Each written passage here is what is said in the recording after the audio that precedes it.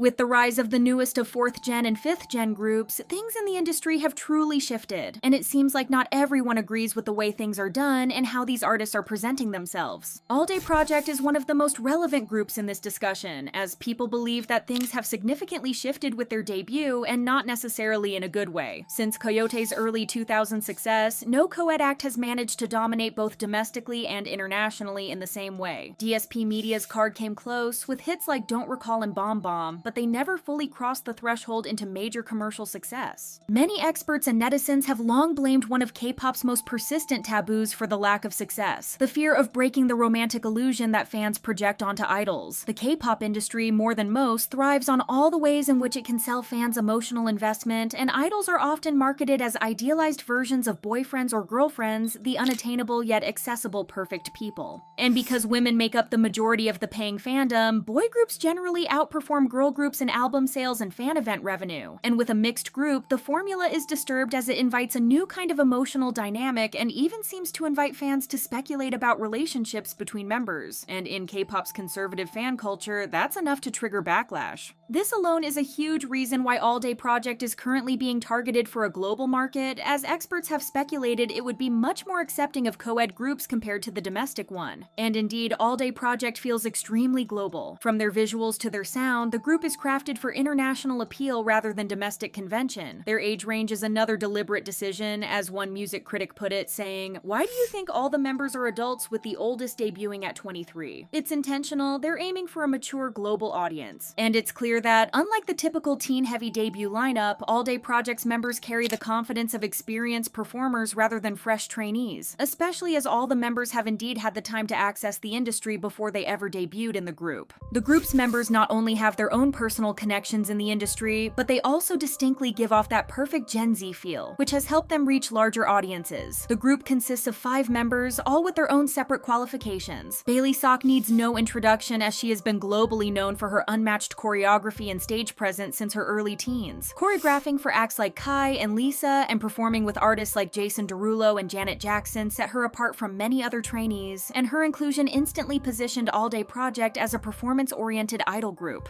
Then there's Woo-chan, the former Show Me the Money prodigy who entered the rap scene as one of its youngest contestants and has since matured into a talented rapper who is bringing heavy credibility to the group's musical direction. Tarzan, whose name has become a brand of its own, has long been associated with fashion rather than music. Having modeled since 2022 and even walked at Paris Fashion Week, his crossover into the idol industry works to amplify the group's high fashion aesthetic. His aura is distinct, cool, androgynous, and effortlessly cinematic, which again makes him seem like the perfectly crafted element for the group's artistic direction. Youngso, previously known from the Are You Next survival show, anchors the group with her emotional vocals and understated presence, with fans even describing her as the heart of the group with her more grounded presence. While she might not be as well known as her group mates, it only seems to work in favor of the group's image, as it brings a sense of authenticity to the group that would have been missing without her there. And then there's Annie, the group's secret weapon, as she is rumored to come from a wealthy family linked to the original founder of Samsung Group, as well as owning the Shinsegae Mall Group, one of South Korea's largest luxury retail chains. Her polished demeanor and expensive taste have even led some to question whether her background played a role in the group's fast-track success. But while her privilege is undeniable, her vocal skill and confidence on stage have impressed both fans and critics, complicating the Nepo baby narrative that many have tried to confront her with. Forming ALLDAY Project with these members is basically no different than having struck gold, and with such a perfectly curated image and vibe, it's no wonder that the group is having the success it is today. ALLDAY Project's debut has since seen explosive success, with their debut single Famous topping the Melon charts within days of release, a feat that even some established 4th gen groups have struggled to achieve. The follow-up track Wicked performed just as well, solidifying their position as one of the few co-ed acts to find mainstream popularity in the current market. Yet outside of Korea, the reaction has been far more mixed. For every fan praising their sleek YG-esque production and visual chemistry, there are just as many criticizing the imbalance in the group's structure, their perceived overhype, and what some describe as manufactured coolness. Much of the discourse surrounding ALLDAY Project centers on their sound and image. Musically, they have leaned heavily into the hip-hop-driven, high-energy YG formula that once dominated the 3rd generation. Some fans feel that this is a refreshing return to form after years of trendier, soft pop or or indie-inspired sounds that have defined late 4th and 5th gen groups, while others, however, argue that the group's songs rely too much on swagger and attitude rather than substance. Netizens have pointed out that while the group works musically, it's like something is missing. The group feels pretty unbalanced to me. They've only got one singer, one rapper, and seemingly a situation where the other 3 members are only doing rapping or talk singing because they're not really singers. This sentiment that the group's musical talent is limited has become one of the most common criticisms online, especially among international listeners used to more polished vocal-heavy performances. Fans also can't help but wonder how a group with no major musical impact is already attending high-profile events, including major fashion weeks and brand showcases usually reserved for top-tier idols. The speculation has been endless. However, many have defended this, saying that most of the members have already been well connected to that industry, especially Tarzan, who has even walked Paris Fashion Week before, and with Annie's own connections, it's no wonder that the group would get such invites. Others, however, find the group's sudden prominence suspicious, wondering if there's unseen backing from investors or powerful figures in the industry, as ALLDAY Project's rise feels unusually smooth compared to the usual grind of idol groups clawing their way up from anonymity. After all, they are not the first group to feature rich members either, and none others seem to have had the same kind of rise. In Korea, though, the imbalance between their presence and their impact doesn't seem to matter as much. Domestic fans have largely embraced ALLDAY Project's attitude and concept, praising them for being different from the flood of same-looking, same-sounding rookie groups. One netizen shared some Korean sentiment saying, "They feel like something new and different compared to most of the groups around," while others noted that Koreans don't care about most of the things that have given the group a mixed reaction in the West. Tarzan is also getting a lot of positive attention for his personality. This divide between domestic and international perception is especially striking, as outside of Korea, discussions about ALLDAY Project often focus on accusations of nepotism and overexposure despite being a brand new group. Many international fans attribute this to shock value and the influence of their producer Teddy, whose name alone carries immense weight in Korea. In fact, one netizen pointed out that Teddy's influence alone could be a huge reason why they blew up, writing, "People underestimate how big the name Teddy is. When you hear that a song is produced by Teddy in Korea, people will check it out at least once." Indeed, Teddy's involvement, having also shaped the sounds of Blackpink and 21, instantly positioned ALLDAY Project as a more serious act. Even Meow, another TBL group whose debut Meow was widely criticized, is said to have charted simply because of Teddy's association.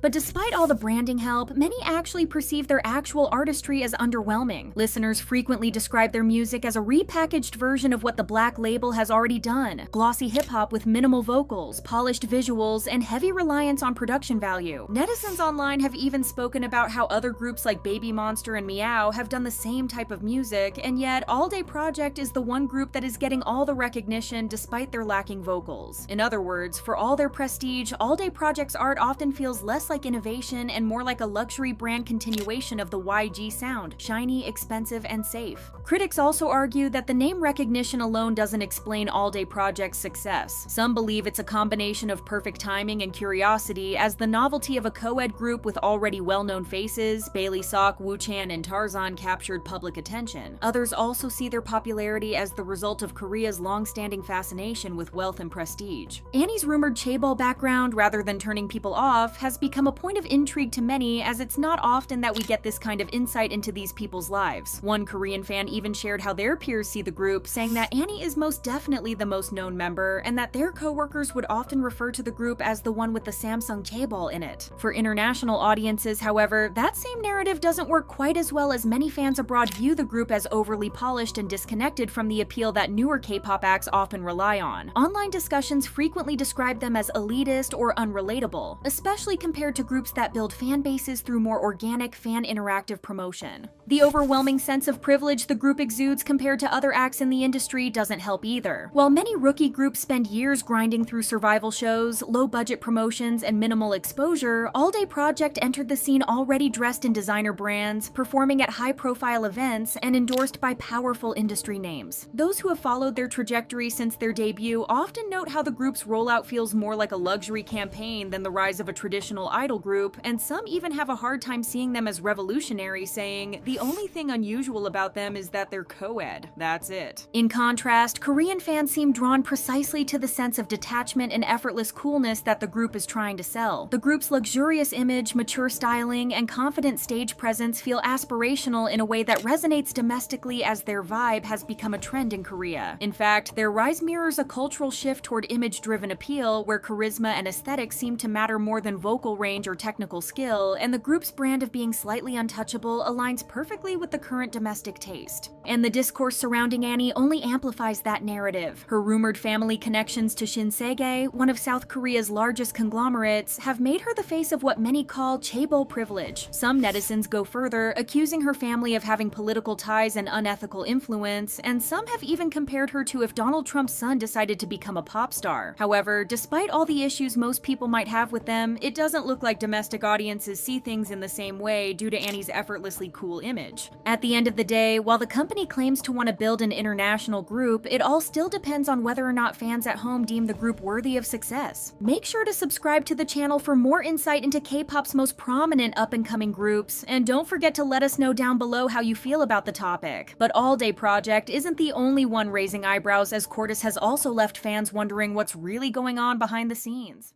CORTIS debuted only a month ago, but they've already sparked plenty of buzz and controversy. From plagiarism claims to accusations of being rude or disrespectful to their seniors, here's why people are talking about them and whether any of this could impact their future success and popularity. Long before CORTIS even stepped on stage, people were already paying close attention to the group. What really drew interest wasn't just the idea of a new boy group from Big Hit Music, their third overall, but the fact that two of the members were already tied to some of K-pop's biggest tracks. James, who had once trained under the now disbanded Trainee A, had contributed lyrics to TXT's songs Deja Vu and Miracle from Minnesota 3, Tomorrow, as well as Eyelid's Magnetic. His teammate Martin often worked alongside him, and his name shows up across all three songs too, switching between writer and producer credits. Martin's work didn't stop there though. He was also involved in TXT's Beautiful Stranger, Le Seraphim's Pierrot, and HYBE's Outside. What made this even more remarkable was that both James and Martin were still teenagers when they were helping craft these tracks, a fact that left many people impressed with how early they had made their mark. But while their skills were hard to deny, the group's lineup also sparked a lot of criticism. Fans couldn't ignore the members' ages. The oldest, James, was born in 2005, and Kyunho, the youngest, in 2009. To many, that felt far too young for an idol career, and people argued they should have been given more time to grow into adulthood before being put under such intense pressure. Even with those concerns hanging over them, CORTIS went ahead and officially debuted on August 18th with their digital single What You Want. After the discussion about their ages, many people turned their attention to the group's concept. According to them, the image of CORTIS as carefree teenage boys who speak and act freely doesn't feel genuine. Critics say that it's very likely that behind the scenes, the company controls how the members behave, speak, and even present their personalities. People also argue that the idea of creative freedom is limited. While HYBE appears to give the members control, many believe that freedom only exists within strict boundaries. They might be allowed to write some lyrics, but only if they fit the concepts and themes the company has already decided. So netizens think that everything else, like upcoming comebacks and the group's plans for the next few years, is pre-planned by the label. From this perspective, fans see the group as being marketed as independent and free-spirited, when in reality it's more of an illusion. They also think that a lot of other fans are buying into this carefully crafted image. As a comment read, "The team name is Color Outside the Lines, it's obviously a concept." People started pointing out that this trend has become common in boy groups lately, bringing up Rise and Boy Next Door as examples, and some even claimed that Kickflip seems to be taking the same route. According to those discussions, the strategy isn't about presenting idols as ideal boyfriends for female fans anymore, but more about making them look like the kind of guys other boys would want to hang out with. At the same time, others criticized the style by saying it felt like the groups were trying too hard to copy the image of Gen Z American teenagers just to get attention from that crowd, with a user commenting, "They're trying so hard to portray this image of Western freedom, and it's not working because it feels so forced." Many people argued that calling a K-pop group manufactured isn't exactly shocking, since the industry has always relied on planning and direction. When it came to CORTIS though, others reminded fans that they had only just debuted, and like most rookies, they still seem awkward and unsure of themselves. Early on, it's common for the company to keep a closer hold on them with scripts and guidance because the members are still shy and clumsy, but with time, they usually loosen up, grow more confident, and begin showing their real personalities. Fans also brought up the group's trainee years, pointing to clips of their pre-debut singing as proof that they've been working on their skills for a long time. Since the members are still young, it also makes sense that they'd want to experiment with different images, sometimes leaning into styles that feel more mature than their actual age, because that's part of how teens figure themselves out. For many, this didn't feel like a forced company strategy, but more like a reflection of how today's youth express themselves. As for the manufactured label, people argued that it doesn't really fit here. There's a big difference between a group that's hollow and artificial and one that has been carefully shaped with intention. With CORTIS, what people see isn't empty packaging, but thoughtful planning and a concept that actually suits the members. And in the end, this is still the music industry. There's always going to be strategy behind image and concept, but in this case, that strategy seems to align naturally with who they are. Even at the very start of their career, people seemed ready to pick apart everything about the group. They were criticized for small gestures like showing respect to seniors, mocked for using umbrellas to hide because some thought they weren't popular enough to act that way, and judged heavily for their looks and countless other details.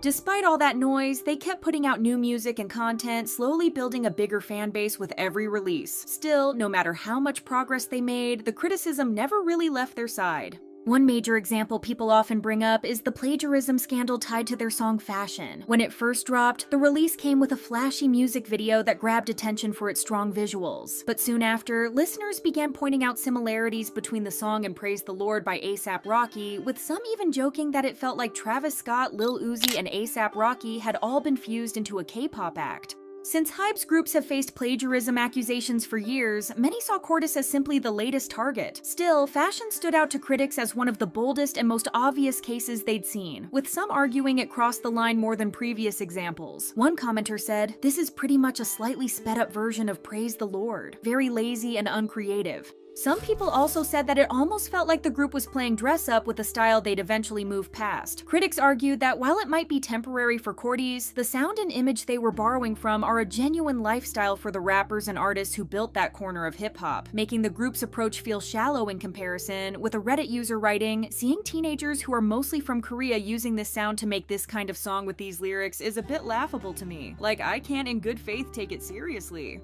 Some argued that the track wouldn't have been nearly as well received if it had come from a rapper or hip-hop act, suggesting the song's success had more to do with the group's image than the music itself. On top of that, HYBE was once again criticized for jumping on whatever style is trending, an accusation they've been dealing with since the debut of nearly every group under them. Still, not everyone saw it that way. Many defended CORTIS, pointing out that they've openly worked with black artists, credited them properly, and highlighted their influence rather than hiding it. Fans noted that the group has multiple black creators involved in their work, as seen in the group's documentary, and that CORTIS never pretends otherwise, putting those names right at the front of the credits.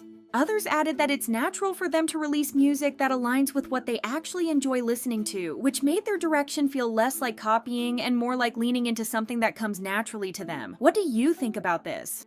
The latest stir around CORTIS had nothing to do with their music, but with how one member allegedly acted during a live broadcast. While promoting their song Fashion, the group appeared on MBC's show Music Core, where the battle for first place was unfolding. The contenders that day were IVE with XOXZ, aespa with Rich Man, and NCT's Haechan with Crazy.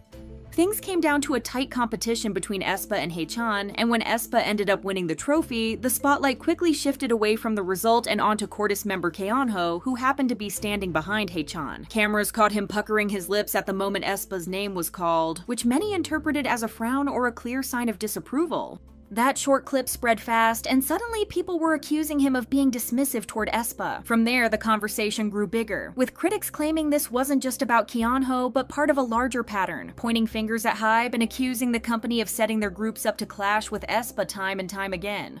A tweet about the situation read, "Typical Korean man hating on successful women. Oh, CORTIS, they will never make me like you." The backlash didn't just come from international fans, as Korean fans were quick to speak up as well. The clip of Keonho's reaction spread rapidly on the forum pan, and many argued that, as a rookie who had just debuted, he needed to be more careful about how he carried himself on stage. Critics didn't stop at his expression. They also slammed him for seeming disrespectful toward the seniors present and for how he looked in that moment, saying it reflected poorly on both him and the group, with commenters saying things like, "What's wrong with him? Can't he even control his facial expressions? Really off-putting, and he's short too, just unbelievable." The situation quickly escalated, spiraling out of control as countless aespa fans began targeting both CORTIS and Keonho personally, flooding social media with criticism and making the controversy much larger than the original moment on stage.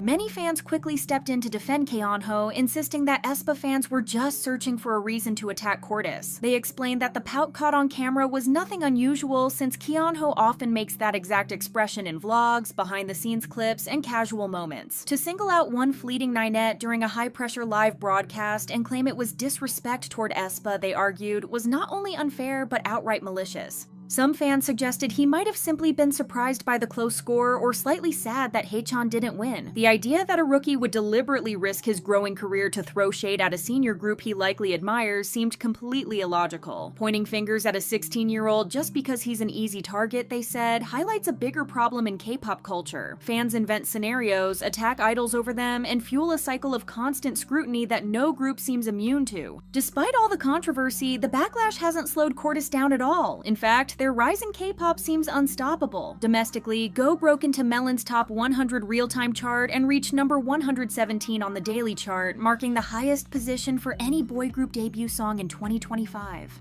On Spotify, they boast 4.8 million monthly listeners, with Go streaming 14 million times, What You Want hitting 10 million, and Fashion reaching 9 million, which are numbers that make them the top-performing rookie boy group of the year in terms of streams. Their debut album sold an impressive 436,000 copies in just 1 week, and Go became the first song by a 2025 rookie boy group to claim number 1 on Apple Music South Korea. Looking at these achievements, it's clear that CORTIS is thriving, collecting awards, and is only set to grow even bigger with time. And just when you think things couldn't get stranger, Meow entered the scene with their own share of drama and confusion. Undeniably so, Meow's debut was one of the most anticipated ones in the 5th gen. However, now that they have released their first song, many believe that the hype did not live up to their expectations. At the beginning of the year, it was reported that YG Entertainment's subsidiary, The Black Label, would be debuting a new girl group. The label later confirmed that they would indeed be debuting their first group before the summer ends, but the debut itself wasn't the interesting part. It was the members. A few pictures of the trainees who were thought to be part of the group dropped very early on, as soon as the reports of their debut started coming in, and it shattered the internet. Not only did people say that they looked more Blackpink's juniors than BABYMONSTER did, but they recognized several of the trainees. Hanbyul, for example, was a part of SBS's K-pop star in Capteen, but she had left YG due to the lack of a future in the company. It was assumed that she had gone back to the Black Label as soon as an opportunity opened up, but that turned out to be untrue. The other possible members included another YG trainee, Lee Ga-won, who also trained with the BABYMONSTER members and was supposed to be in the group, and Ella Gross, who was known as a child actress and model. Undeniably so, one of the most anticipated member was Bailey Sok, who was a backup dancer for stars like Janet Jackson, Jason Derulo, and Marshmello, and choreographed for Taemin, aespa, SHINee, Kai, Tang, and Lisa. The other trainee who generated a lot of interest and excitement was Annie Moon, the granddaughter of Shinsega's chairwoman and the daughter of Shinsega's president. Her other relatives include Samsung and CJ's chairmans and Shinsega's current vice chairman. Having someone from an actual Chaebol family debut in a K-pop group was pretty new, which is why a lot of people were immediately interested in checking out the group.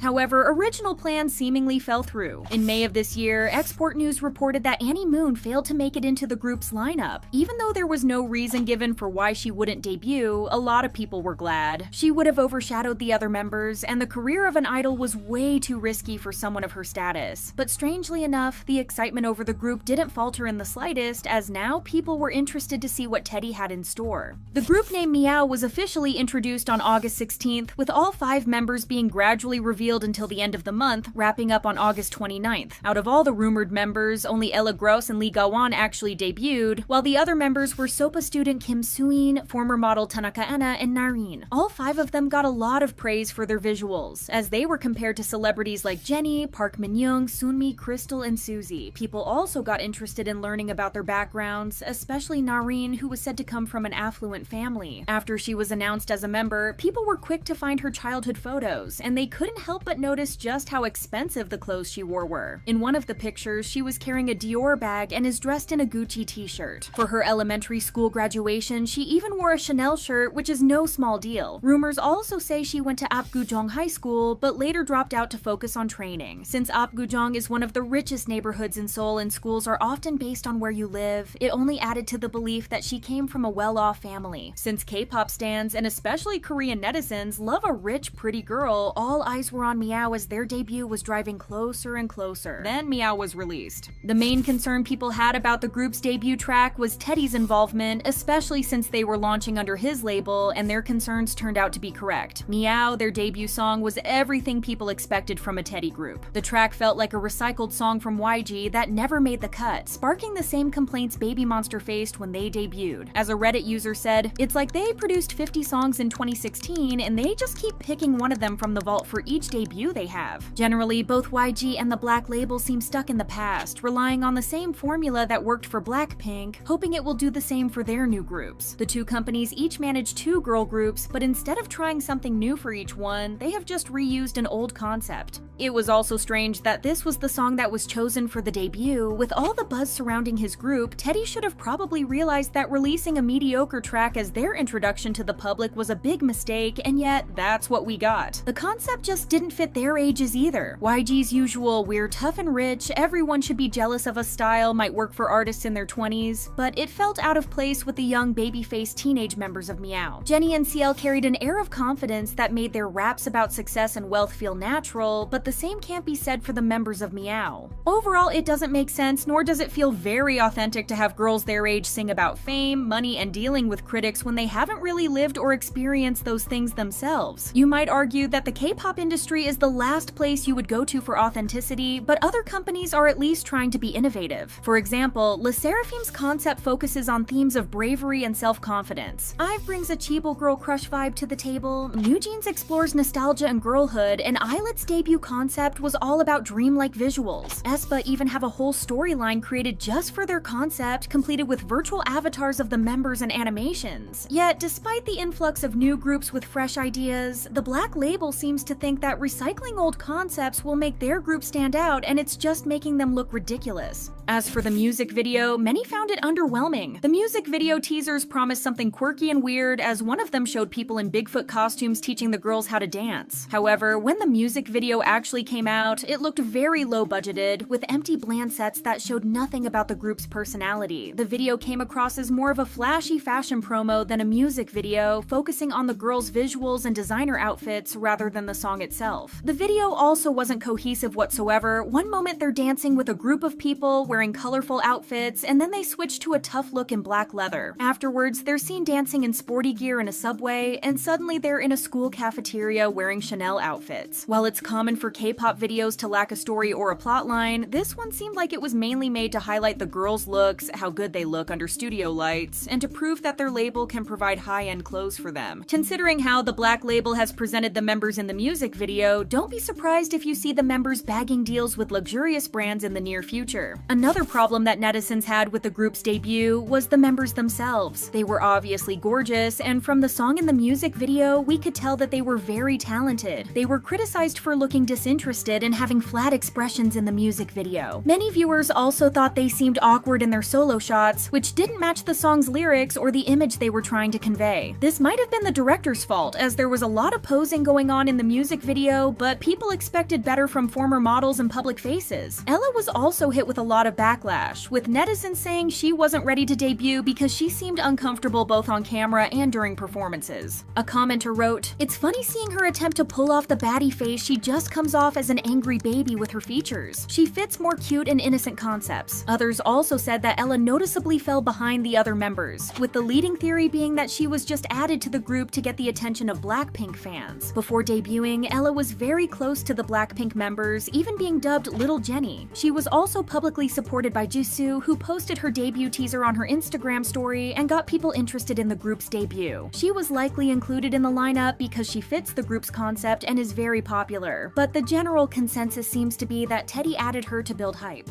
But let's not immediately write the group or the members off, because obviously they have a lot of potential. The girls still have that rookie awkwardness, but they're amazing to watch on stage, and each one has the potential to be a center. They already had their debut stage, and it's certain that their dance skills and stage presence make up for the song and the music video, especially Narene's. According to people's comments, she has a lot of star power, and if given the right song and choreography in the future, can shine even more on stage. So far, MEOVV and BABYMONSTER seem to be dealing with the same problem. Very talented members, but not a lot of chances to showcase this talent. Let's hope that Teddy wakes up and realizes that the members' potential is going to be wasted if he gives them his recycled tracks and keeps pushing them more as influencers and models rather than artists. These girls have worked too hard to debut just to deal with all of this.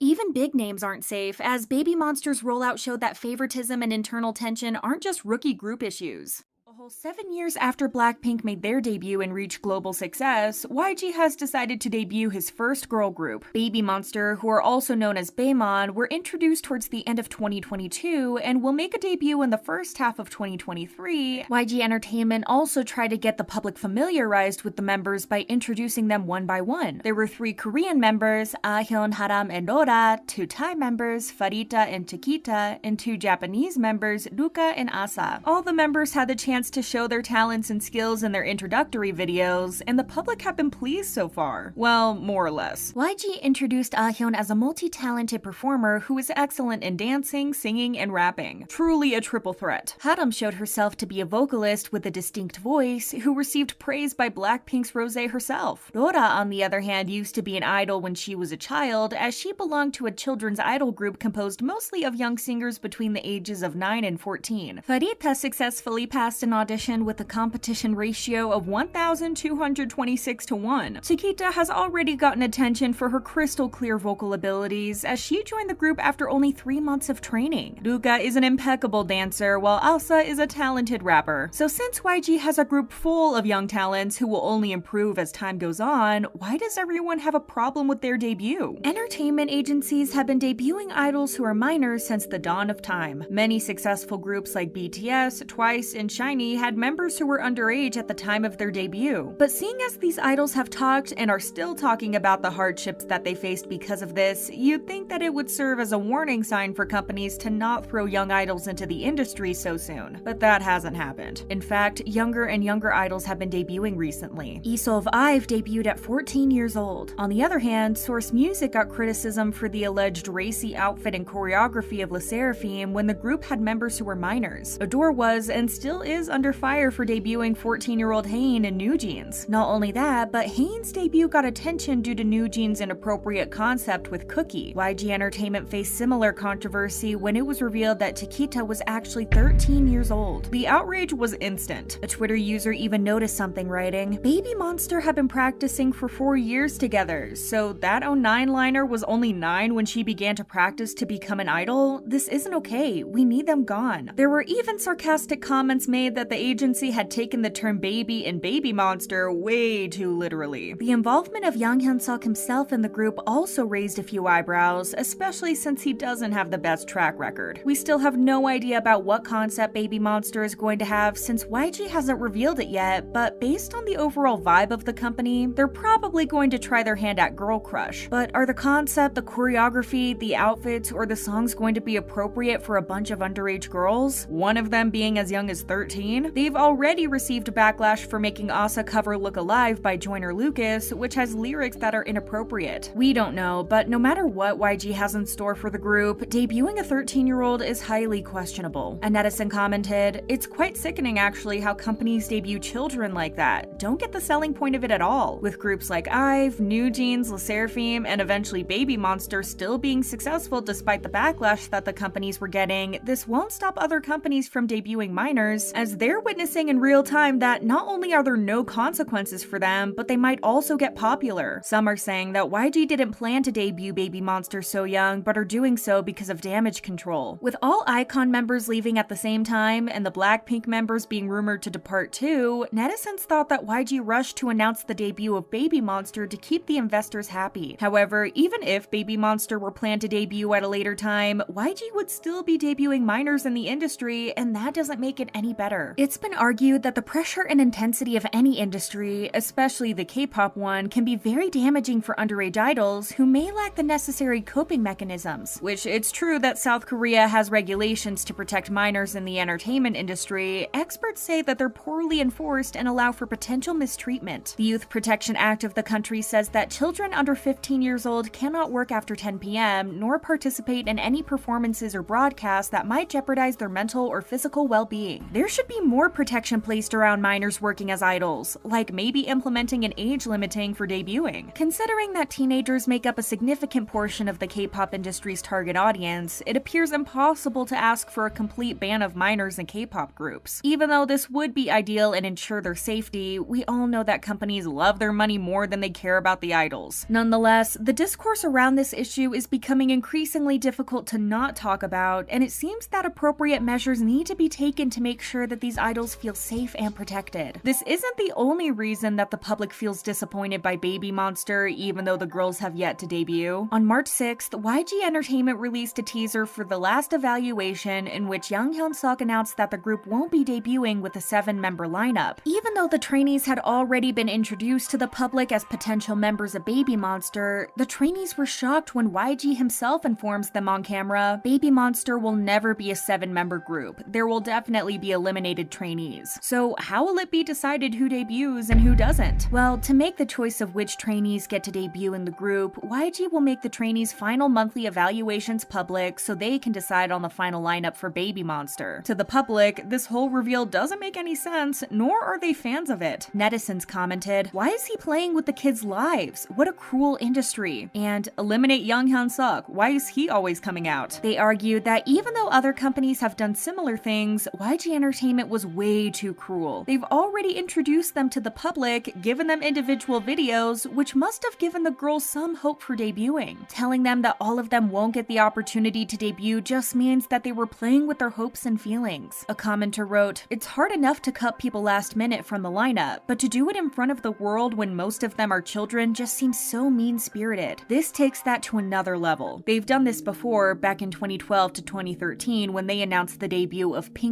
YG had released teasers of them even then, but then ended up debuting only 4 out of the 9 announced members. Urban Zakkapa's Hyuna discussed how difficult it was for her to see Miyeon get her hopes up for debuting in Pink and having them be crushed by the company. She said, "She was such a good girl. She was so honest, kind, and experienced many things in life. You were a trainee for a long time, and your debut kept delaying." However, some are saying that this is all a marketing scheme from YG Entertainment to get more attention for the group's debut and to keep the public supporting the members more than ever. A bad marketing strategy, but YG seems to think that it will eventually work in their favor. People argued that they've already spent the money to train the girls and to introduce them to the public, and if they really decide to eliminate someone, a part of the public will get mad. A Reddit user argued that this might be Young Hyun-Suk's way of protecting the girls from negativity. The user said that since the group was facing a lot of backlash just because YG is associated with them, he's willingly embracing the evil role to take away the negative comments from the members. The idea that a trainee might be eliminated may also urge people to tune in and see who's getting booted out of the group, so this is what YG might be playing at. According to internet users, he'll probably debut all 7 members and say that they were all too talented to be eliminated. This might have all been planned in advance since the video for the final evaluation was filmed almost a year ago, which has led others to believe that there's no chance that the lineup hasn't been confirmed yet. Even this seems cruel to the people who have been tuning in, as they said that the girls might find the whole process too stressful. A commenter said, "He's clearly doing this for hype and individual fandoms to grow and get attached to the members, but those girls are way too young for all this stress." Meanwhile, groups like Hearts to Hearts have faced an entirely different kind of struggle, one that's just as revealing about the industry's flaws.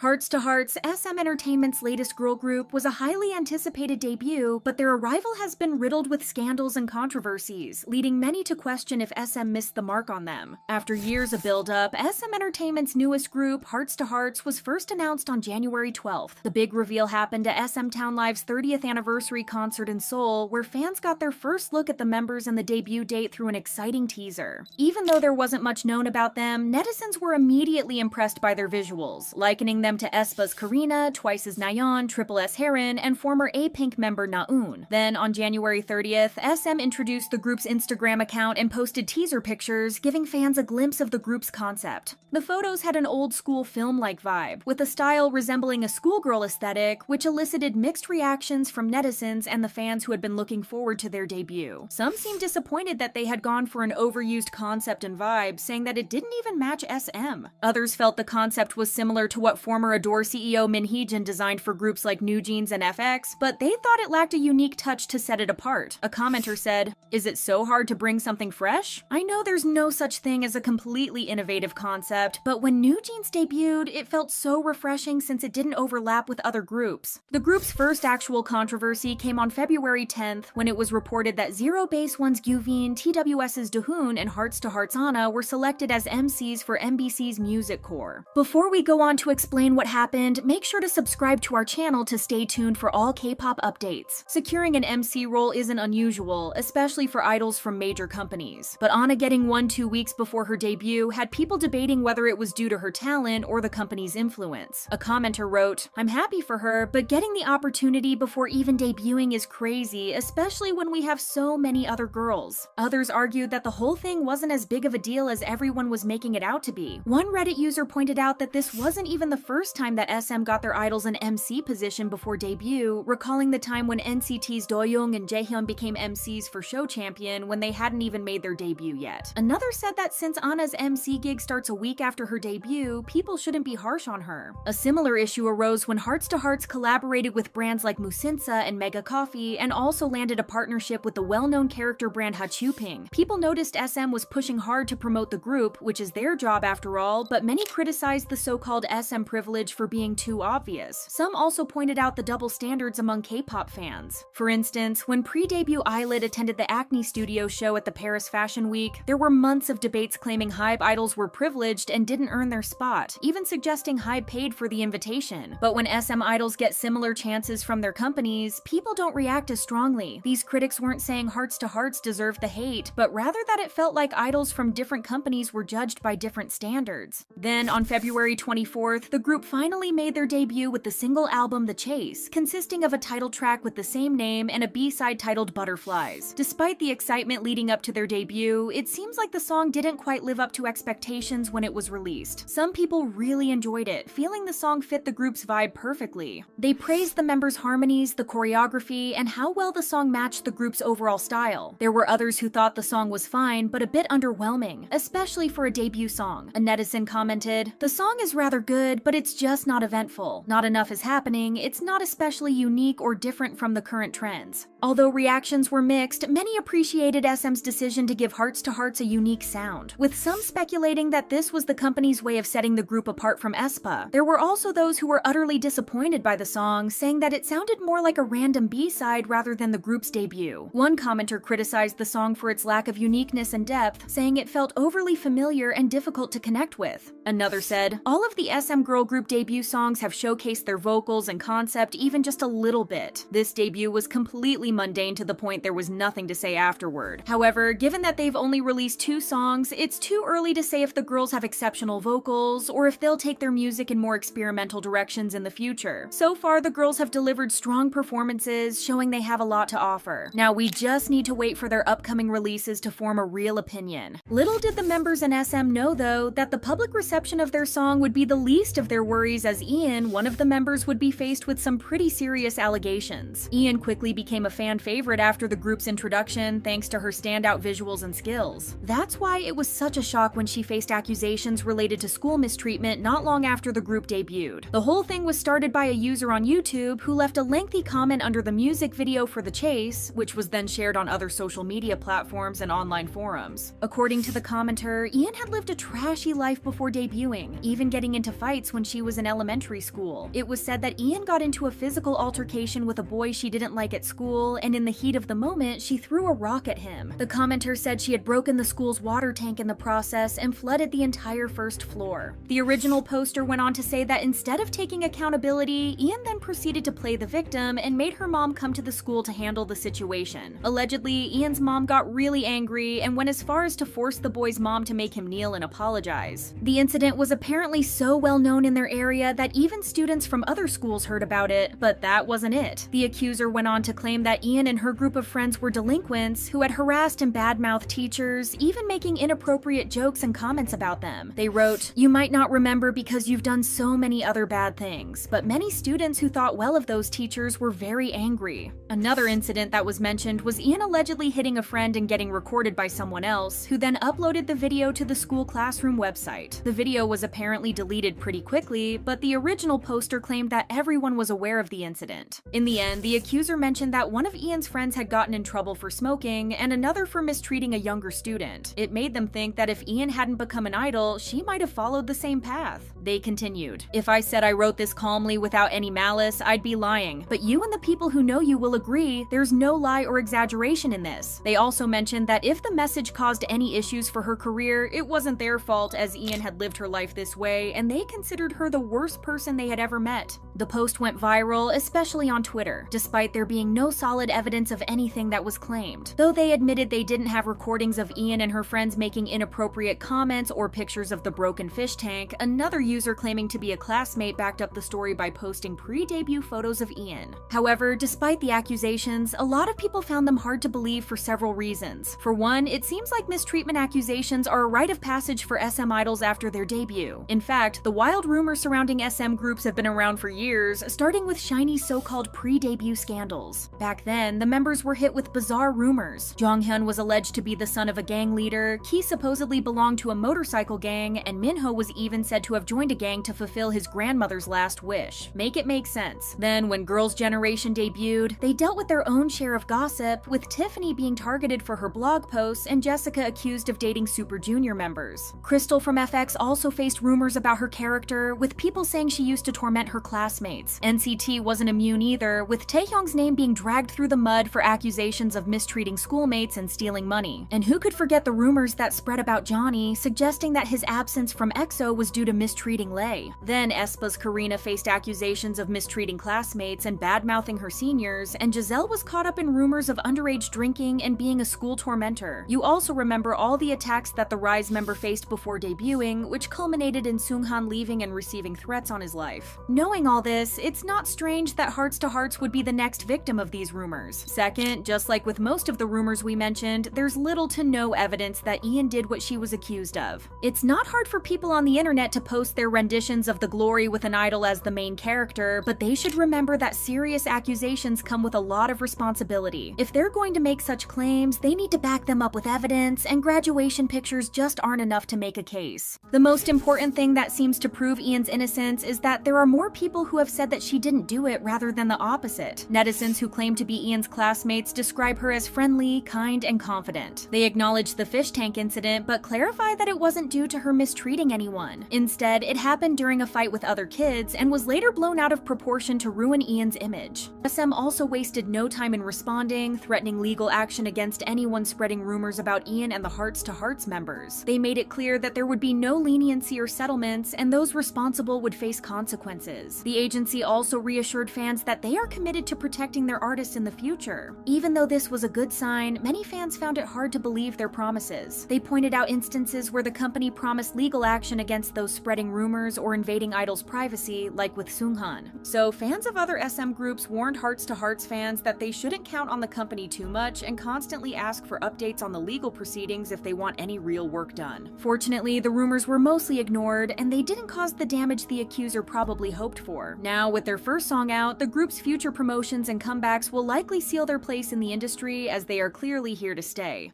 And then there's YOUNGPOSSE, whose recent direction has sparked major debate about how far creative concepts can go before crossing a line. Girl group YOUNGPOSSE has faced one controversy after another since their debut, with their concept and inclusion of inappropriate content sparking again and again waves of backlash and disgust among netizens. One of the main issues with the group that people have been pointing out for years is their concept. The aesthetic of YOUNGPOSSE is heavily inspired by the hip-hop culture of the 1990s, which is closely associated with the Black community. Many netizens criticized this concept as soon as the group was announced, arguing that their entire aesthetic is just weird and it feels more like a mockery of Black culture rather than a tribute to it. The group's performances also attracted a lot of criticism, with some netizens angered by the lack of representation or credit to Black culture. People soon began arguing that YOUNGPOSSE's entire concept was just a blatant case of cultural appropriation, and even one of the worst examples of this issue in K-pop. Despite the growing backlash, YOUNGPOSSE's company DSP Media decided to just just ignore the problem and go ahead with the concept anyway. In fact, instead of phasing out the hip-hop inspired aesthetic, they doubled down on it. With each new comeback, the members of YOUNGPOSSE were shown in outfits clearly ripped off from black trends and gang culture, and for many netizens, this was just too much. At this point, people began arguing that either DSP Media was extremely out of touch or they were doing it on purpose to attract attention. Others instead wondered why the group was even given this aesthetic, as Koreans didn't seem to care about this concept and international fans were deeply divided about it. While YOUNGPOSSE and DSP Media never directly addressed this issue, it seems like they're at least aware of it. During an interview in 2024, the members were asked about their concept. Soonhee answered that they really love and respect hip-hop culture and argued that while they know that they will never be able to fully represent it, they wanted to use it as a tool to express their style in a creative and playful way. After this explanation, netizens were divided, with some arguing that their aesthetic still amounts to cultural appropriation, while others said that they weren't doing anything disrespectful by having a hip-hop inspired concept. Nevertheless, this isn't even the biggest issue with the group, and many netizens have been even more concerned about the inappropriate content the members have often been exposed to. Just like the accusations of cultural appropriation, this issue also began before the group even debuted. As soon as DSP Media announced the name of the group, netizens raised concerns about the similarity between the word posse and a vulgar term for female private parts. Once again, the issue divided netizens, and while some argued that it sounds especially bad with the Korean pronunciation and the word young next to it, others were surprised that people were even associating the two similarly sounding terms. DSP Media officially stated that the group's name is based on the Latin word posse, meaning can do or possible, so YOUNGPOSSE means a group of young people gathered with a purpose. However, the term posse is also often associated with gangs, and it's unclear whether the company realized that it was also too similar to a vulgar word. In any case, some netizens suggested that DSP Media should just change the group's name before their first release, just to avoid any potential controversy, but in the end, this didn't happen. Already marked in controversy, YOUNGPOSSE debuted in October 2023 with their first EP, Macaroni Cheese, and things only got worse from there. The title track immediately gained a lot of attention for being a fun and unserious track that repeats lyrics about eating the dish of the same name, but many netizens argued that the song had a hidden NSFW meaning. With lyrics like drop it on my body and straight into my mouth, it seemed quite obvious that the entire song was an euphemism for something else. This was made even clearer by the song's music video, which contains a lot of suggestive imagery. Despite this, the song was officially described as a track that embodies the group's quirky charms, with lyrics related to being tired of repetitive daily life. Of course, this explanation didn't convince anyone, and the group received a lot of backlash, arguing that the song's connotations were definitely problematic. This problem is made even worse by the members' age, as they were all born between 2004 and 2009, meaning that when the song was released, they were all either minors or barely adults. The controversy surrounding the group's concept and inappropriate content continued over the following months, and in fact, the backlash only grew stronger. In June 2024, the YouTube channel Beautiful Nerd shared a video featuring two comedians who acted as a satirical K-hip-hop band who were seeking to write lyrics for an idol group, which ended up being YOUNGPOSSE. This was supposed to be a comedy sketch featuring YOUNGPOSSE members Soonhee and Yeonjun, but viewers found it very uncomfortable. When the two idols arrived at the studio, one of the two comedians, who went by the name Kpop, greeted them by shaking their hands. He first shook Yeonjung's hand, holding it for an extended period of time while she was noticeably trying to pull herself away. He then does the same with Soonhee, and in both cases, the group's bodyguard had to intervene to break up the uncomfortably long handshake. A few moments later, Kpop attempted to get Soonhee and Yeonjung's phone numbers under the guise of communicating while working together, while heavily implying that he's looking for something else. The comedians then started discussing music with the two idols, and Kpop read the lyrics of their song XXL out loud. However, when saying 1, 2, 3, 4, 5, 6, he replaced the I in 6 with an E, repeating it multiple times and surprising everyone in the room. While the entire video was meant to have a comedic tone, many felt like YOUNGPOSSE's inclusion in such a sketch was inappropriate, also considering their age and the fact that the comedians are around 10 years older than them. In fact, both Soonhee and Yeonjung looked visibly uncomfortable throughout the whole thing, and fans were angered at DSP Media demanding more protection for the group. However, the agency hasn't done much to protect the members and has instead been accused of exploiting them after a new round of controversies exploded in June 2025. This time, the scandal began when DSP Media's parent company, RBW, announced a collaboration with the AI chatbot app Almigo. This app is designed to simulate private conversations with celebrities by employing an AI-generated version of them that users can talk to, giving them the illusion of a real interaction. This kind of app is increasingly common and always very controversial, and netizens netizens were angered when they saw that RBW was allowing various female idols under their label to be featured on Almigo. This is already quite bad, but what's even worse is that users can choose between a regular conversation and what's described as spicy content, and among the idols featured was also Gina of YoungPossE, who's only 19 years old. As soon as the announcement was made, it sparked a wave of outrage among netizens, with countless people arguing that allowing users to simulate inappropriate conversations with idols is disgusting and also dangerous. Others were also worried that this chatbot would be one more step towards creating explicit deepfakes of idols. Some people also pointed out how RBW only included female idols on the app, making it even more clear what kind of audience they were trying to attract. Digging deeper into Almigo, netizens also noticed that the app featured various photos and videos of all the YoungPossE members when they had just debuted and were still minors. In particular, the spicy chatbot option for Gianna was based on her from when she was just 17. With the outrage among netizens exploding, the app apparently removed its spicy section and replaced it with a prime option, although this seems to be just a change in name, not in content. Soon afterwards, Gianna was removed from the app along with all mentions of YoungPossE, and RBW issued an apology about the issue. However, the controversy didn't really calm down, and netizens are still demanding the complete removal of any file used to generate AI content of idols, as many believe that they will try to relaunch the project once the scandal has passed. In any case, YoungPossE continued with their activities, and in August, they released a new EP, but once again, the concept and inappropriate content featured in the album caused a lot of backlash. Netizens were especially angered by the song Soju, with many immediately pointing out that a track featuring teenagers singing about alcohol was a terrible idea. Things got much worse when people saw that the lyrics of the song included very suggestive lines. The inclusion of these lyrics reignited the controversy surrounding the inappropriate content of YoungPossE songs, especially considering the presence of underage members. Some fans tried to defend the group, arguing that those lines were written and sung by the adult members, and in Korean, one of the lyrics is used as slang for lose your mind. But these arguments have done little to calm down the backlash. In fact, many think that these explanations don't take anything away from the fact that the members who are minors are still being exposed to the suggestive lyrics. Countless netizens are disgusted by how the members of YoungPossE, especially those who are still minors, keep being exposed to inappropriate content. Many have argued that the members are actually very talented and all the issues they've been involved with have only hurt their reputation. However, after all these controversies, many have just had enough of DSP Media's treatment of the group, and a lot of netizens are demanding a change. Also, the scandals surrounding YoungPossE are part of a larger discussion on the role of minors in K-pop groups, and an increasing number of netizens are demanding that companies stop debuting underage idols.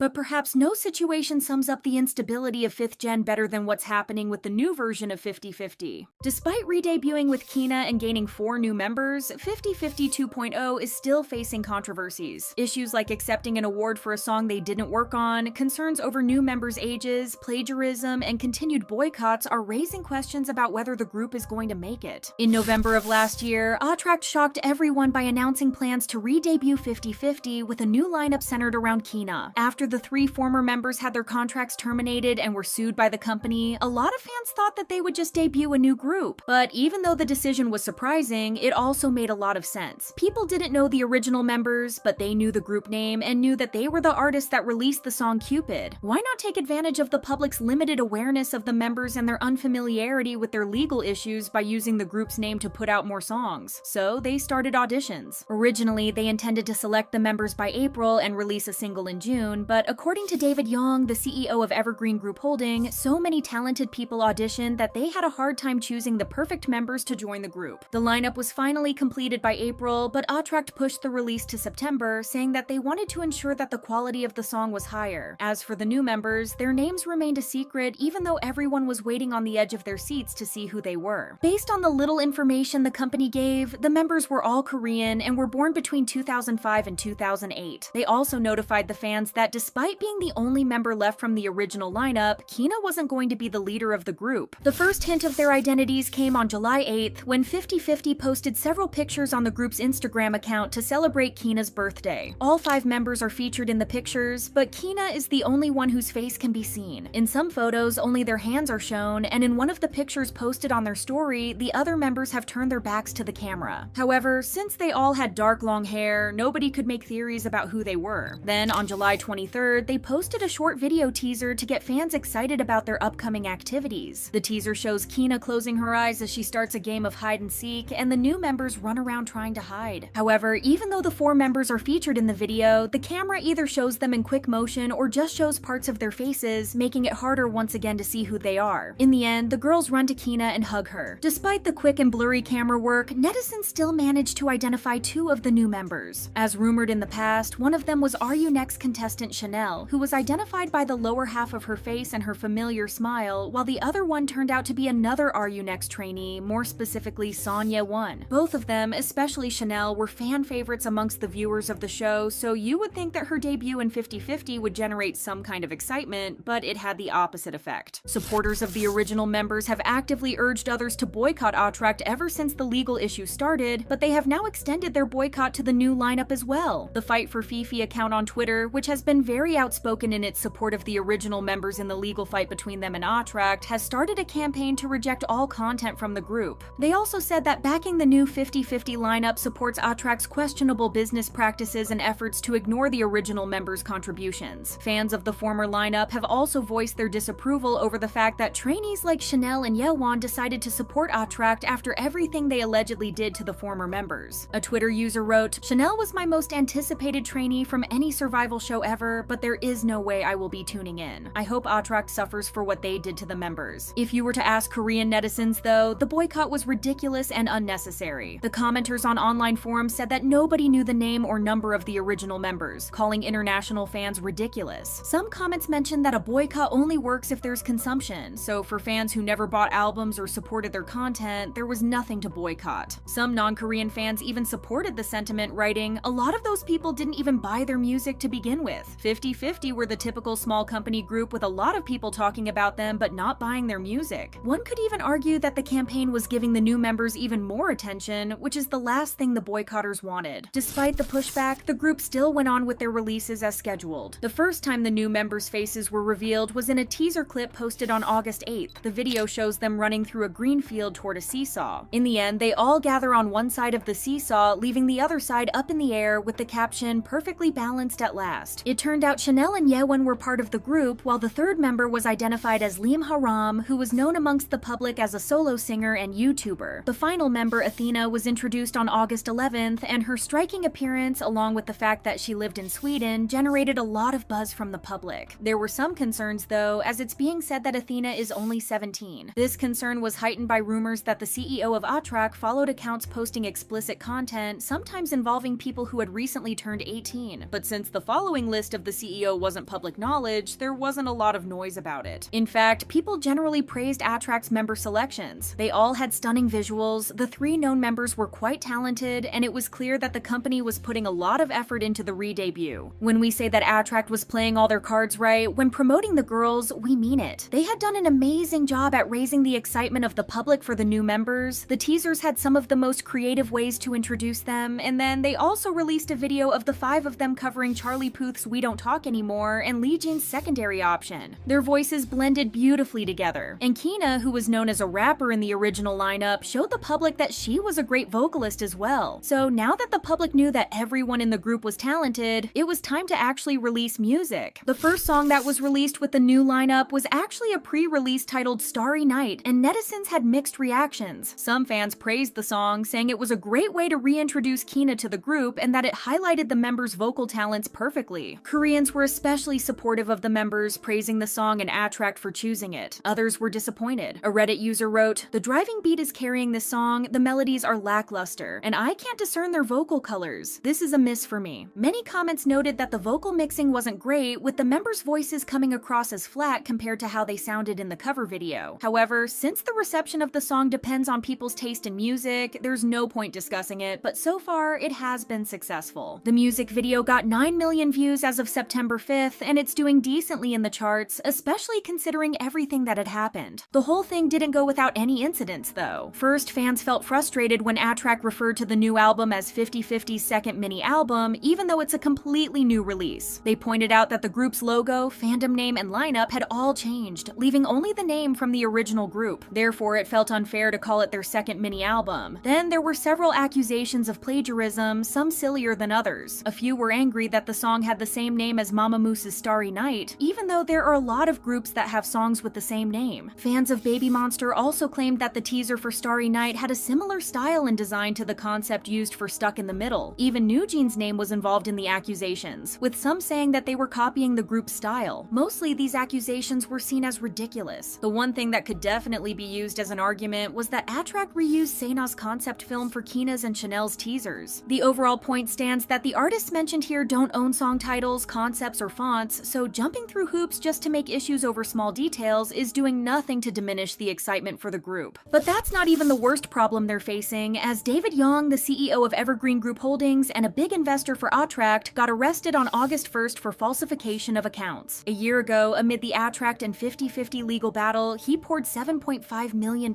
into the company so he could save it. Since then, he has frequently posted pictures with ATTRACT CEO John Hongjun and Kina, and also played a key role in casting the new members. So his recent scandal stunned the fandom and made them wonder what this could mean for the group, and so far, it's not looking good. On August 3rd, the police announced they're also investigating Evergreen Group Holdings for possible fraud, and that they're checking if the company misused money from investors who were promised 10% interest on their investments. So is the money that he invested in ATTRACT valid? Because if not, then both the company and the group would be in big trouble. They're about to debut a new girl group and will have to spend money on promotions and everything else, so having their investor be investigated and potentially go to jail at this time would be disastrous. The news also raised questions about the character of ATTRACT's CEO. People wondered why he would team up with someone like David Young, especially since he must have known about the suspicious nature of his business. Fans had also already noticed that Evergreen was on Singapore's central bank's investor alert list a few months ago, something CEO John Hongjun should have probably been aware of. This suggests that, at best, he was naive by partnering with a scammer for the second time, and at worst, he chose to accept the investment despite knowing about David Young's crimes. So far, ATTRACT has been acting as if this problem doesn't even exist, but this will probably backfire in their faces. Undeniably, though, the biggest controversy of the group was their appearance at the Billboard K-Power 100 event. This wasn't the first time that Kina was going to a Billboard event, since she had attended the Billboard Music Awards by herself when she went back to ATTRACT. But since she was part of the original lineup and in turn part of the group's success with Cupid, nobody had a problem with her being there. However, the new members who joined the group after the song's release faced criticism for being at the event and accepting the Hot 100 Achievement Award for something they weren't involved in. One user even claimed that the original 3 members deserved credit for the English version of the song, which went viral, pointing out that Seo and Aaron sang it while Saena choreographed the dance challenge. So this led the public to ask, why were 4 members who had nothing to do with the song standing there and posing with the award as if they had contributed? There were also a few comments and tweets calling them shameless and undeserving, as they criticized ATTRACT for putting girls in an unfavorable position by sending them to the event in the first place. However, some people thought the criticism of the new members was unfair. They argued that supporting the new lineup is no different from supporting other groups from companies known for mistreating artists. They compared it to fans supporting groups like BABYMONSTER or aespa, even though they knew those companies had mistreated previous or current artists. A commenter wrote, "If you really don't want to support shady companies that mistreated its groups, then you wouldn't stand basically any K-pop group." Additionally, they said that the group posing with the award wasn't that big of a deal. Originally, only Kina had gotten up on stage to accept the award, but then she invited the other members on stage along with her, and afterwards, they took the picture. Someone else also mentioned that ATTRACT has every right to add new members, relaunch the group, and claim awards and profits from past work since they own the copyright, so to get mad at the members was pointless. Even with the boycott and criticism from international fans, it looks like 50/50 is thriving. In the end, as long as they make good music and stay out of controversies, they should continue to do well. With backing from the public and other fans, their path to success seems promising.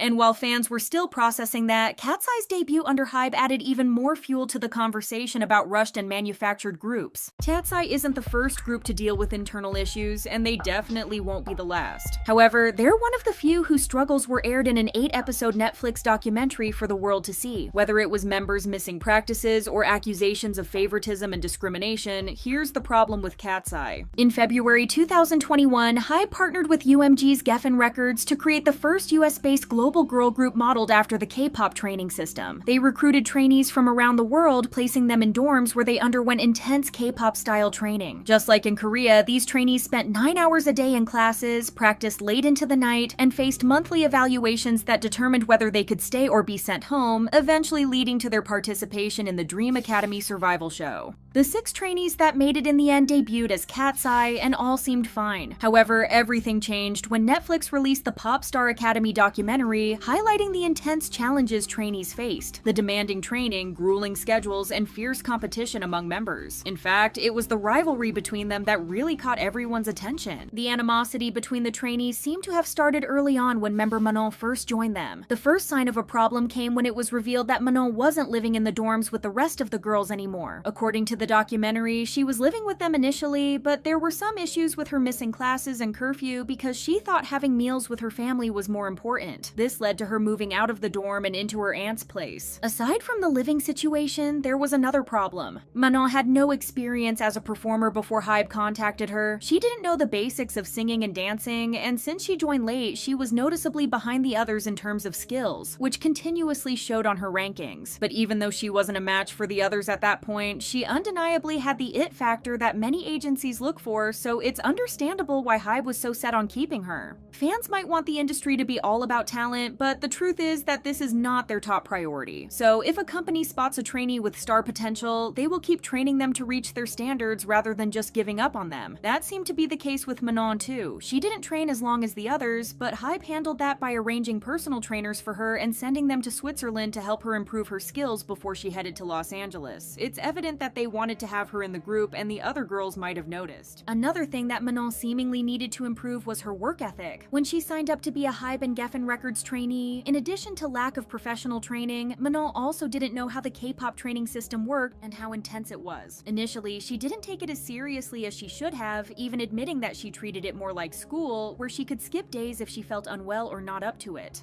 There was also the fact that she had COVID at the time, so she didn't show up to practice sometimes, which had the other girls questioning her commitment to this. Not only was she not putting in the same amount of work and dedication as the others, but she was also messing up their teamwork to the point that they had to learn 2 choreographies in case she didn't show up. Considering that they were going to debut as a group, they felt like she was selfish or that she didn't deserve to be there with the rest of them when, in their opinion, she hadn't worked as hard. Even the program manager, Missy, called Manon arrogant and said that her attitude was why she shouldn't be added to the group. So her absence seemed to have been the biggest problem the girls had with her, and they expressed it to her and other people whenever they could. For example, despite her absence, she came in 4th due to the public votes, and Adela, one of the most beloved trainees amongst the girls and the staff, came in last and was even eliminated because of this. This shocked everyone because Adela had especially put in a lot of hard work since the project started. Lara, who debuted with KATSEYE, especially expressed shock at seeing Adela at number 20 after witnessing the judges constantly rank her highly. While this was normal, some people didn't appreciate the fact that she added, "Then to see people who don't show up be at the top, it's just stupid. It's not based on how talented you are or like things that actually matter, it's based on how pretty you are." Then, in a private discussion with Dr. Wetter, the program's psychologist, it also became clear that the other girls, especially Adela, were frustrated with Manon's frequent absences. She talked about how Manon was getting a lot of attention despite not showing up for the team, concluding that the support the fans were showing for her was just because she was pretty and nothing else. Adela seemingly wasn't the only one to behave this way. There were also times when Manon returned to practice and overheard the girls whispering and laughing behind her back as she walked in, which, to some people, felt like mean girl behavior. Additionally, there is a part in episode 7 in which Adela and Naisha are seen at the beach after their elimination. Adela still mentions Manon, drawing comparisons between them. She says she and Naisha were passionate about the whole thing, while Manon didn't show up when they did. Adela says she breaks the rules and she doesn't get penalized for it. Like, now it's being completely ignored. It's surprising because we naively thought something else. To some, it was unnecessary for the producers to even show Adela and Naisha after being eliminated, when some trainees who actually made it into the group, like Yeonche, received minimal screen time. A Twitter user posted, "The documentary should have been about how the girls' relationship started and how their bond grew, as well as the difficulty of debuting and being in a girl group in general. Instead, we have eliminated contestants crying about Manon. Seeing the girls having disagreements with each other to the point of holding grudges even after elimination, the viewers understood that this was the nature of the competition and that arguments were bound to happen. Still, they were confused about why this energy was only directed towards Manon. On the one hand, they understood that it must be frustrating for the girls to show up early to practice every day, stay overtime, always come in first in rankings, and then have another girl come in, not put in the same effort, and still get favored by the fans. Manon kept missing practice, jeopardizing their team in a survival competition where the winning group gained immunity. Without her, their chances of performing well were reduced, and it was valid for them to feel that way. way. On the other hand, people agreed that the girls went about it the wrong way. First, they argued that Manon was wrong for missing practice, but this was probably due to cultural differences. Since Manon is from Switzerland, a country whose work culture prioritizes its workers' mental and physical health, she probably thought it was okay to skip practice if she wasn't feeling okay or if she wanted to have a meal with her family members. This doesn't align with practices or the work culture seen in South Korea and the US, where it's heavily discouraged not to make work your priority. From this, we can understand why Manon thought her actions were okay and not a big deal, and why the others immediately labeled her as lazy and criticized her for not putting in any effort. Second, Adela's apparent anger towards her felt more misplaced than anything. Manon wasn't the only member who ranked higher than her, but wasn't on the same skill level as the others. A commenter brought up Yua as an example, who was seen struggling with vocals, yet she ranked in the 13th place. They went on to say, it doesn't matter how talented you are. If you aren't able to attract stans, then why would they add you to the group? The people who are sending in votes are the people you know who will be willing to commit to buying albums and merch and supporting all your brand deals. In addition, it was brought up that the judges had mentioned that Adela wouldn't fit the group image because if they thought she was crucial to them, they wouldn't eliminate her after one round. It was also concluded that Manon behaved a lot more maturely than others as the one who took the higher road and took the initiative to resolve the conflict with them. She told Missy that she wanted to talk to the others, and when they gathered together in the practice room, Manon expressed that she felt frustrated with the situation. She explained that while she was aware that she had been missing practice, the other girls had done it too, and yet it was only taken out on her. When she asked the girls about their perspectives, Sophia said that the whole point of the program was discipline and hard work, being mindful, and things like taking notes and paying attention. Manon argued against this, reminding them that she had been taking notes, which was shown a few episodes back, but when she tried to defend herself, Missy told her to sit and listen. Sophia then said that her skills weren't the problem, but she didn't show up when needed. She ended it by telling Manon that she believes she can do it, which the latter found really sweet. Manon then explained her side, and the other trainees seemed to appreciate her honesty and acknowledged that she was doing better. This scene especially evoked strong reactions from the audience, with people wondering why HYBE had decided to include it in the first place. Everyone knew it was nearly impossible to form a group without some conflict, especially in a survival show where the girls were constantly competing against each other for a spot and the public's attention. Some moments that HYBE chose to share probably should have been kept private because scenes showing Manon being targeted have led people to support her and criticize the other girls who made it into the group. Manon and the others have already clarified that these conflicts have already been resolved. Still, Sophia and Lara have both experienced a lot of backlash for how they behaved towards her a few years ago. Some have also said that they would struggle to support the group after seeing some members' apparent personalities. They seem to agree that no matter what the members' relationship is now, the documentary still casts a negative light on certain members, which will stick with some viewers. HYBE did indeed show the realities of being in a survival show and how situations can get tense in a matter of seconds, but at what cost? Manon gained a lot of solo stans, reaching tens of thousands of followers in a matter of days, which include Rosalia, Ginny and Georgia actress Antonia Gentry, and Heartbreak High actor James Majuse. The other girls, including the ones who didn't make it, are getting a ton of hate, so the whole documentary thing and showing the highs and lows of the industry seem to have backfired on HYBE. What's important to remember though is that there are no villains and heroes here, and even though they had issues, they were resolved. Other conflicts could have easily been edited to portray certain members in a specific way or to shape the narrative however the producers wanted. In the end, the documentary may seem like a glimpse into KATSEYE's journey to debut, but it's really just a show edited for entertainment, as the documentary itself acknowledges. Instead of taking everything at face value, let's believe the girls when they say there's no tension and avoid creating drama where there isn't any.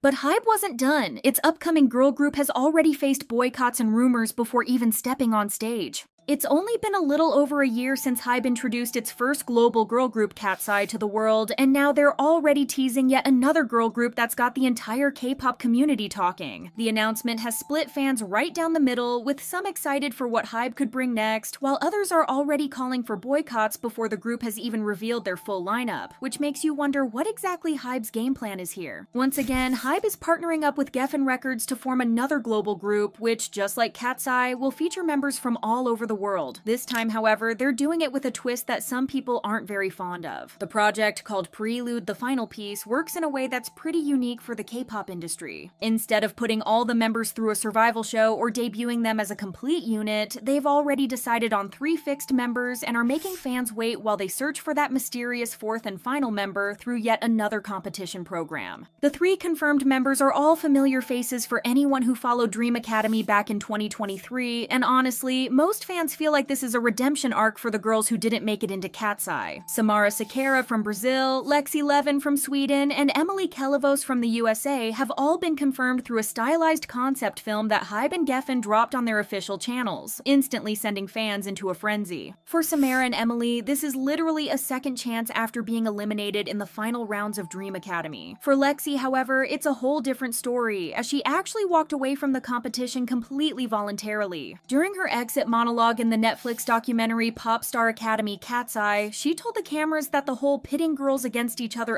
atmosphere wasn't for her and that the competition lifestyle in general was too demanding. What makes this group stand out from any other is the hunt for the mysterious fourth member. Reports revealed that HYBE and YG teamed up with Japanese platform ABEMA to create World Scout, The Final Piece, a whole new global audition show that's currently accepting applications from women and non-binary individuals between 15 and 24 years old until September 22, 2025. It's said that the finalists will train in Japan before eventually moving to Los Angeles for the final phase ahead of the group's US debut. From a business perspective, it makes total sense why HYBE would want another global girl group, as they can capitalize on the three girls who already went through months of intense training during Dream Academy and have that global exposure. The first member that Geffen Records revealed on social media was Emily, and it's safe to say fans went absolutely crazy to find out she was given a second chance at debuting. The moment her face appeared in the concept film, the comment section exploded with theories and excitement, with fans immediately connecting the dots about why she'd been so prominently featured throughout the Netflix documentary. The overwhelming response was actually pretty heartwarming, with netizens celebrating that someone they'd been rooting for was finally getting her moment after coming so close the first time around. Comments flooded in about how she'd been a standout during Dream Academy, with fans gushing about how well she came across in the documentary, how talented and gorgeous she is, and how glad they were that she will debut after all. It seemed like HYBE and Geffen had been playing the long game with Emily all along, keeping her in the audience's minds through strategic documentary appearances and that reunion special, almost like they were testing the waters to see if fans would accept her in a future project. While Emily's announcement had fans celebrating, Samara's inclusion immediately triggered a wave of backlash from people who remembered exactly why she'd become one of the most controversial contestants during Dream Academy. Samara had been cancelled months earlier after fans discovered she'd been liking pro-Israel content and posts with anti-Chinese, anti-Muslim, and anti-Indian ideology on social media, and we all know the internet never forgets. The controversy originally blew up during Dream Academy when fans started spreading screenshots of questionable posts she'd liked, and it wasn't just a few questionable posts that could be justified. According to fans who'd done deep dives on platforms such as Reddit, TikTok, and X, the videos she'd engaged with showed support for seriously concerning ideologies, with people on Reddit even documenting everything and declaring they'd no longer vote for her. The backlash was so intense that even KATSEYE's Lara allegedly unpinned her video with Samara, while Samara herself was frantically deleting comments on Instagram, trying to do some damage control. Even though HYBE never made an official statement addressing the controversy during the show, speculation about whether it impacted her final ranking never quieted down. And now, with her second chance at debut, all that drama has come roaring back to life. The internet tried to make sense of Samara's controversial social media activity by digging into her personal life, and what they found somehow made things even messier. Online, fans claimed she was part of a Christian church in Brazil that's known for its extremist views, and the evidence was hard to miss when people noticed she followed one of their pages on Instagram, with them following her back. To many, this suggested she wasn't just a casual attendee, but actually involved within the establishment. The church itself raised massive red flags when netizens discovered that Jair Bolsonaro, Brazil's former president, who's known for his extreme ideology, attends the same church network, though probably at a different location, since it's a huge organization with multiple branches across Brazil. The rabbit hole went even deeper when fans started researching what this church preaches, and it turns out they're allegedly explicitly Islamophobic and xenophobic, which, to them, suddenly made Samara's liked posts make sense. Regardless of whether the rumors about her church are true, her actions still hurt tons of people, and when she was announced for this new lineup, netizens were anything but happy. Online, users declared they wanted nothing to do with this new project if Samara was included. As the cherry on top, a huge section of the fandom is now threatening to boycott the group entirely if Samara stays in the lineup, with fans arguing that having her in a global group meant to represent diversity is basically a slap in the face to all the Muslim, Indian, and Chinese fans who make up a massive portion of K-pop's international audience. But of course, there's always another side of the story, and Samara's defenders came up with their own theories about why the backlash is unfair. Some fans argued that the hate she's getting is completely disproportionate and based on unverified screenshots that could have been fabricated or taken out of context, while others claimed this was all just cultural misunderstandings being blown out of proportion by people who don't understand Brazilian religious culture or how different political contexts work in different countries. What's making everything even more suspicious is HYBE's complete radio silence on the whole situation, with fans finding it bizarre that a company usually so calculated about their global image hasn't released any statement addressing the elephant in the room. The silence is deafening, especially when you consider how quick they usually are to protect their investments, and it's got people wondering if they're hoping this will all blow over or if they genuinely don't think it's a big deal. People started noticing that Lara, who happens to be KATSEYE's only Indian member, is mysteriously the only one from the group to publicly show support for Prelude, liking Samara's picture on the official account. Some fans believe the timing is way too convenient to ignore, with many convinced that HYBE strategically had Lara support the group publicly to try and sweep Samara's alleged anti-Indian sentiment under the rug, basically using their only Indian idol as a shield against the accusations. Whether Lara genuinely supports her former Dream Academy trainees or was pushed into doing damage control by management is anyone's guess, but everything about their relationship remains just speculation. Although the second member reveal made things messy, things took a more positive turn when Geffen announced Lexi as the third fixed member. She was pretty well liked during Dream Academy before she made her dramatic exit. Fans who'd been paying attention during the show weren't surprised to see her return, with many pointing out that the writing had been on the wall since the documentary aired, especially after Bang Si-hyuk himself said he'd always seen her in the lineup, which basically confirmed he wouldn't just let her talent walk away that easily. Unfortunately, not everyone is happy to see her return, with people bringing up how Lexi had missed rehearsals during Dream Academy for personal reasons, but never got the same harsh criticism that KATSEYE's Manon received for doing the exact same thing. This memory has stuck with a lot of fans, turning them a bit bitter. Netizens pointed out the difference between how the two were treated, with one person sarcastically noting that no one was attacking Lexi for missing rehearsals out of necessity, and the only real difference between her and Manon was that one of them is white. They reminded people that Lexi got welcomed back with open arms, while Manon had to endure weeks of hate for similar behavior. This has reignited conversations about the blatant double standards and how contestants were judged, and now that energy is being directed at this new group before they've even found their fourth member. Before it was announced that the fourth member would be picked through yet another survival show, some netizens were convinced that Marquise and Ezreala would also return. The speculation went into overdrive when fans started playing detective on Instagram, noticing that while other past contestants like Marquise had followed the Prelude account, both Lexi and Ezreala mysteriously hadn't, which sent theorists spiraling about whether Ezreala was being kept under wraps as a surprise member. People were so sure the group would have 5 members that they started treating it like fact, with fans pointing out every little detail as evidence of a bigger lineup. The conspiracy theories got even wilder when fans noticed that both Ezreala and Marquise had changed their Instagram bios to artist at the exact same time as the 3 confirmed members, which felt way too coordinated to be a coincidence. But of course, all those theories came crashing down when HYBE and Geffen officially announced that the 4th member would genuinely be chosen through World Scout the final piece, making it clear they really are only debuting 4 members in total. Overall, the public has mixed feelings about this new girl group. The criticism has been brutal, with fans calling out how Prelude is essentially just recycling Dream Academy rejects instead of creating something fresh, leading many to question what the point of the original survival show even was if they were just going to debut the eliminated contestants anyway. What's really getting under fans' skin is the timing and HYBE's priorities here, with people pointing out how HYBE seems more focused on debuting these eliminated contestants rather than protecting KATSEYE from all the hate and scrutiny that came from the documentary and messy survival show format. Instead of properly managing their first global girl group and dealing with the aftermath of Dream Academy, they're already moving on to the next project, essentially profiting off the same controversial show that caused so much drama in the first place. Even fans who aren't completely against the new group are worried about the dynamics, especially when it comes to that mysterious 4th member who'll be joining through World Scout. They argue that the whole setup basically screams that all the girls from Dream Academy that HYBE liked but couldn't put into KATSEYE are now in a group, plus one random member who wasn't part of the original show, which is bound to create some serious tension between the girls. The Dream Academy girls share this intense bonding experience of training together, being eliminated from the same show, and getting their redemption arc together, while the 4th member is basically the outsider who got picked from a completely different competition. Therefore, it's not strange to think that there are definitely going to be moments where that disconnect shows, and some fans are already feeling bad for whoever ends up in that position. Whether Prelude can overcome this chaotic pre-debut period and actually build a fan base remains to be seen, but with boycott threats, controversies, and fans already exhausted from the drama before a fourth member is even found, HYBE and YGen have somehow managed to create one of the messiest launches in recent memory.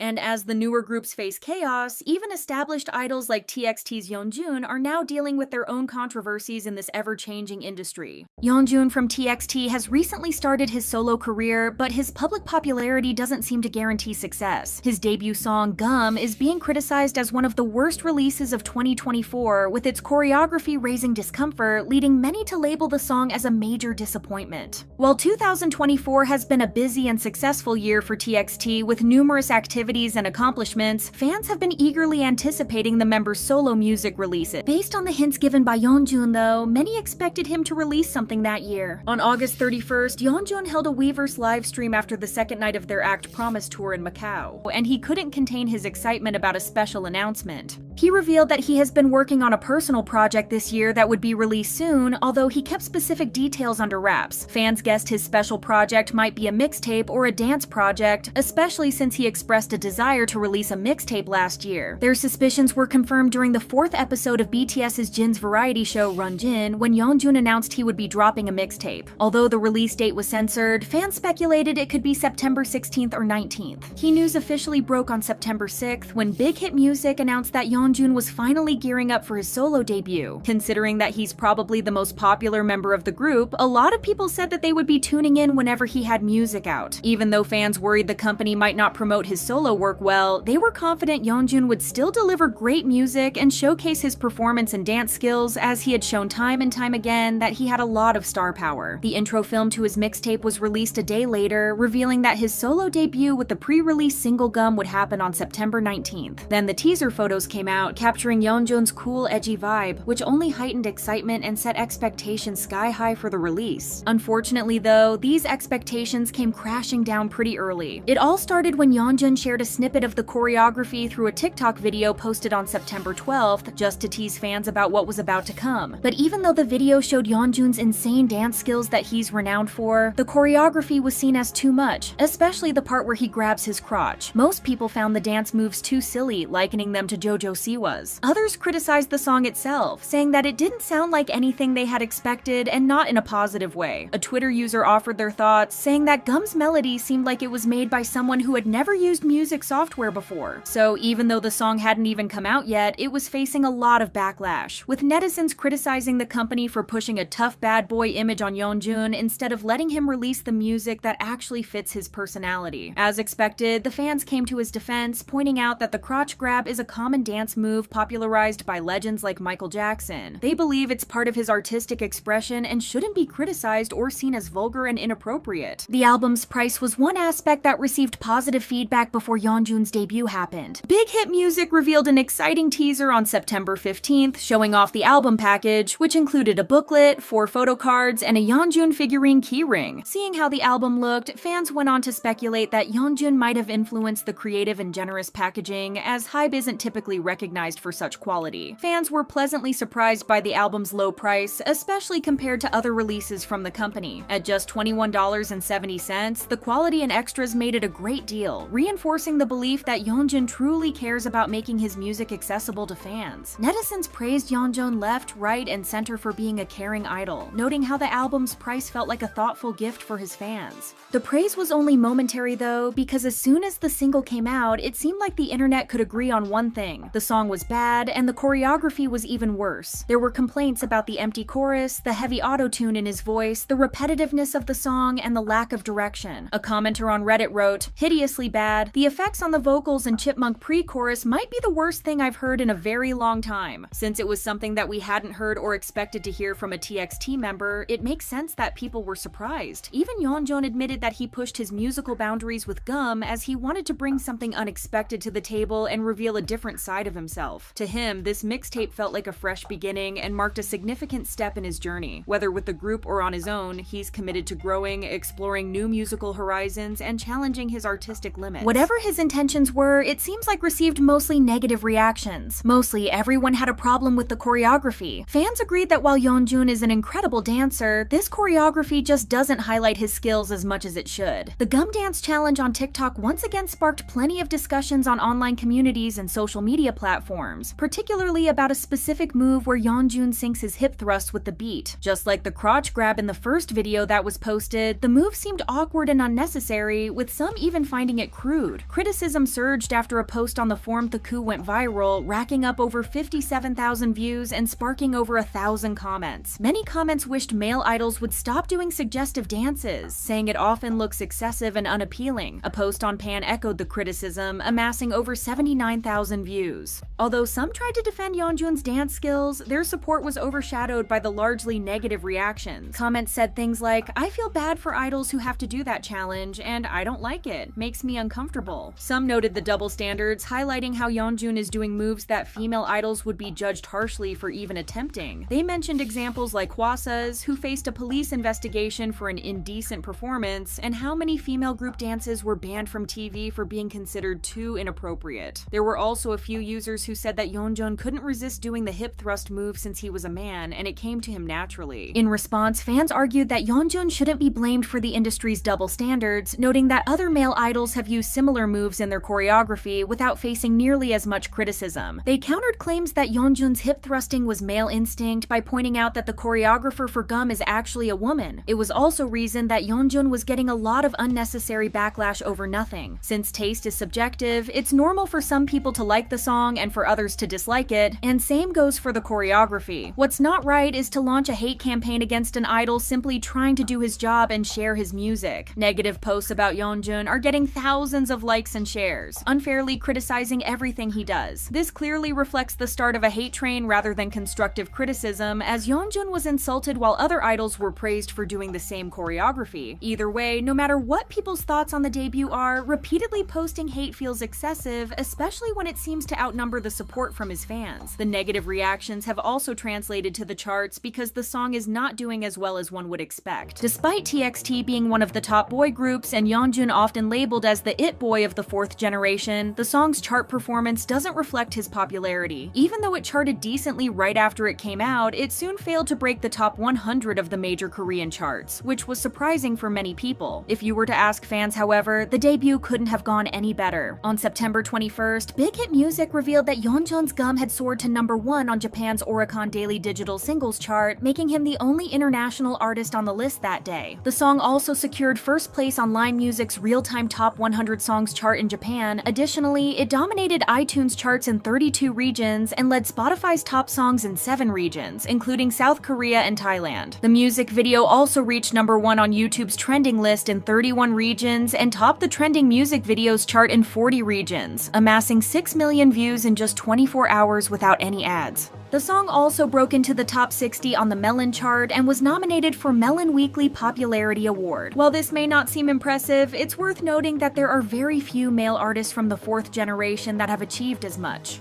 To give you an idea, only 3 fourth-generation male artists made it onto the Melon chart this year, and 2 of them are TXT and Yeonjun. He also became one of the few K-pop male soloists, alongside BTS members, to debut a solo track with 1.2 million streams on Spotify Counter. Despite some questioning the chart position of Gum given Yeonjun's popularity, it was a huge accomplishment, especially since it's just a pre-release track and marks only the beginning of his solo journey. His mixtape is set to release on October 29th, and since we have only heard Gum, it's too hard to form an opinion about the entire project, so it's best to wait for the official release before sharing any criticism. The 5th gen is already showing just how unstable the industry can be, with rushed debuts, unexpected controversies, and growing tension behind the scenes. Don't forget to like, subscribe, and hit the notification bell to stay updated on everything that's unfolding.